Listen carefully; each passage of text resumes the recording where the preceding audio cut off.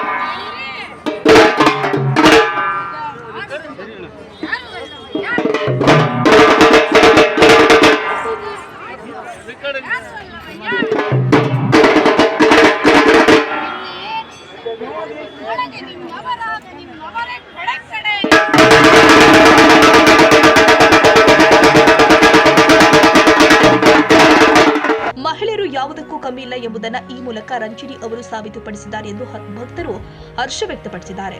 ಸಾಮಾನ್ಯವಾಗಿ ಪುರುಷರು ಹೆಚ್ಚು ಕಾಣಿಸಿಕೊಳ್ಳುವ ವೀರಗಾಸೆ ಹಾಗೂ ಒಡಪುಗಳಂತಹ ಸಾಂಪ್ರದಾಯಿಕ ಕಲಾರಂಗದಲ್ಲಿ ಮಹಿಳೆಯೊಬ್ಬರು ಧೈರ್ಯವಾಗಿ ಭಾಗವಹಿಸಿ ತಮ್ಮ ಪ್ರತಿಭೆಯನ್ನ ಮೆರೆದಿರುವುದು ಗ್ರಾಮಸ್ಥರ ಪ್ರಶಂಸೆಗೆ ಪಾತ್ರವಾಗಿದೆ. ಜಾತ್ರೆಗೆ ಬಂದಿದ್ದ ಭಕ್ತರು ಅಬ್ಬಬ್ಬಾ ಎಷ್ಟೊಂದು ಸುಂದರವಾಗಿ ಮೃದು ಧ್ವನಿಯಲ್ಲಿ ಒಡಪುಗಳನ್ನ ಹೇಳ್ತಿದ್ದಾಳೆ ಎಂದು ಮೆಚ್ಚುಗೆ ವ್ಯಕ್ತಪಡಿಸಿದ್ದಾರೆ. ಈ ರೀತಿಯ ಮಹಿಳಾ ಭಾಗವಹಿಸುವಿಕೆ ಗ್ರಾಮೀಣ ಸಾಂಸ್ಕೃತಿಕ ಪರಂಪರೆಗೆ ಹೊಸ ಚೈತನ್ಯ ನೀಡೋದ್ರ ಜೊತೆಗೆ ಇತರ ಮಹಿಳೆಯರಿಗೂ ಪ್ರೇರಣೆಯಾಗ್ತಾ ಇದೆ.